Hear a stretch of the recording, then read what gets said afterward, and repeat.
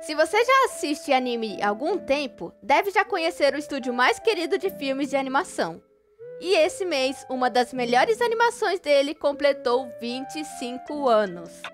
Sim, Mononoke Hime, ou Princesa Mononoke, do estúdio Ghibli, faz 25 anos. Oi, oi!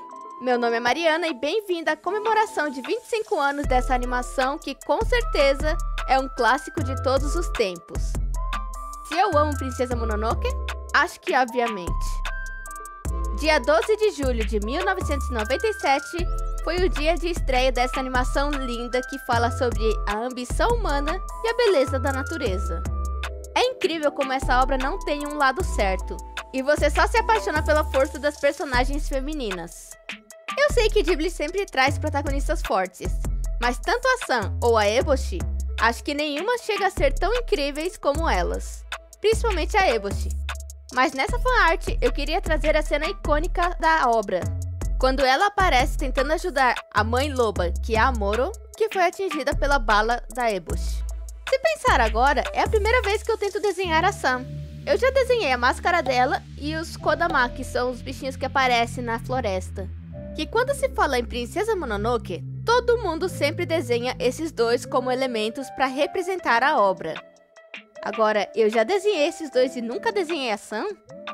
Então não pode faltar pesquisa de referência. Uma coisa que sempre achei é que o rosto dela sempre é muito bondoso no traço do Ghibli. Então na minha versão, ela vai ficar talvez um pouco mais bravinha. Ou talvez bastante bravinha. Sempre que eu assisto essa animação, eu fico maravilhada com toda a animação que foi feita, mas o mais incrível é no quanto a história pode ser profunda, a um nível que não é perceptível assistindo só uma vez. E claro, quando assisti a primeira vez, eu não entendi nada. Eu era uma criança na época, e achei até estranho toda a história. Então Mononoke Hime não teve tanta preferência por mim, até eu voltar a assistir, e cada vez mais que eu reassistia, eu percebia mais um pouco do que a obra falava. E isso faz você se tornar totalmente fã da animação. Sério, é lindo demais. E se nunca assistiu, deve assistir urgente. Uma coisa que pesquisei que foi muito interessante é sobre a Tatarabá. Se você assistiu, viu que o império que a Eboshi está construindo é totalmente dominado por mulheres e o trabalho de extrair o ferro é bem pesado. Mas na história real, dizem que as mulheres eram proibidas de entrar em lugares como Tatarabá, porque o deus do ferro era uma mulher. E deusas sempre têm ciúmes de mulheres. Assim como aquela superstição de barcos que não podiam ter mulheres na tripulação. Então, para uma época que tinha muitas restrições, já vemos que a Eboshi quebrou todo o padrão desde ela sendo a líder de todo aquele império, como colocando mulheres em um trabalho que era totalmente proibido para elas. E sem falar que Tatarabá é um lugar de aceitar pessoas que não são aceitas pela sociedade.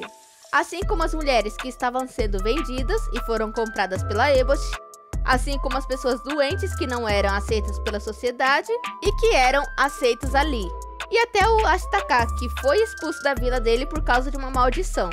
Então Tatarabá é um lugar bom para as pessoas, mas ao mesmo tempo é um lugar que destrói a natureza, que acaba com a floresta e que causa morte aos deuses desse lugar. Mas você vê que a Eboshi quer fazer o império dela se tornar um bom país, e quem pode dizer que ela está errada vendo tudo que ela construiu? Enquanto isso, a San, que foi criada por lobos gigantes, quer acabar com a destruição da natureza que é causada por causa da Eboshi. Não tem como falar que um lado está certo ou errado. E no final de tudo, o que predomina é que ambas têm que continuar vivendo, seja qual for o resultado que alcançarem.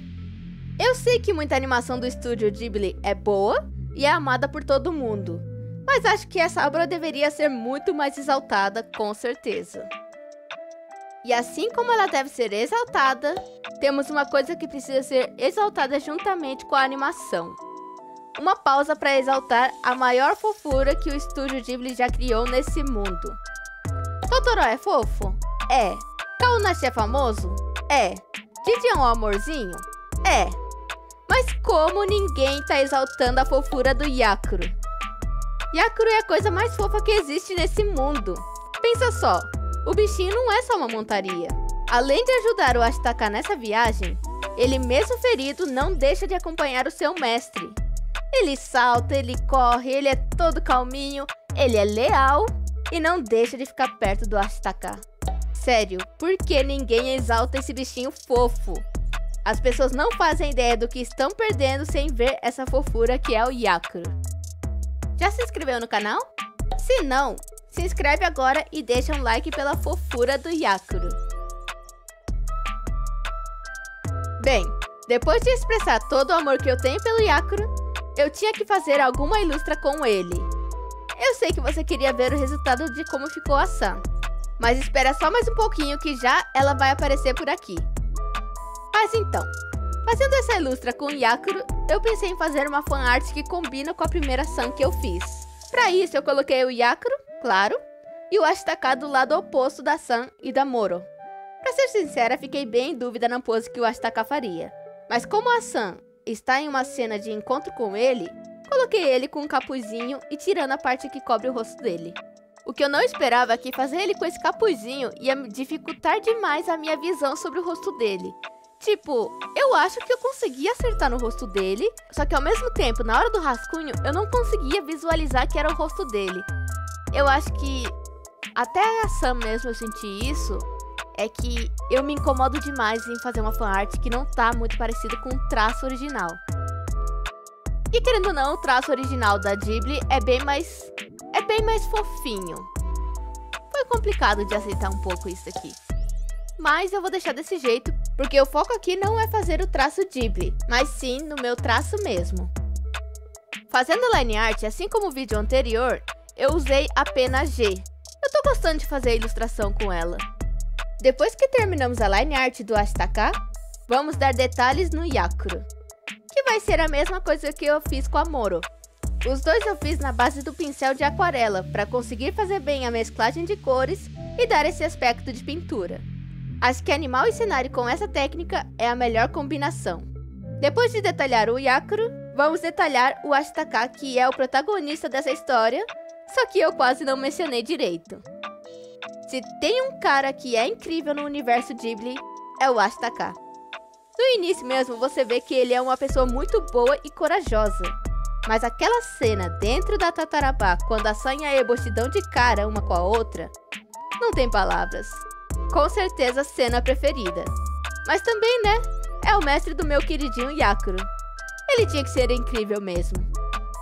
Não sei se perceberam, mas a única coisa que eu não fiz da line art, assim como na San, é a parte de pelo, no caso da San, e a parte de palha aqui no Ashitaka. Por que fazer isso? Facilitaria fazer a line art? Facilitaria. Só que eu acho assim que essas partes a gente tem que trabalhar mais no volume. E quando vai fazer volume, a melhor forma de saber como está o volume é fazendo ele pintado mesmo. E no caso de luz e sombra, eu vou usar o mesmo método que eu usei no Yakuro e na Moro. E esse é o resultado final das duas ilustrações.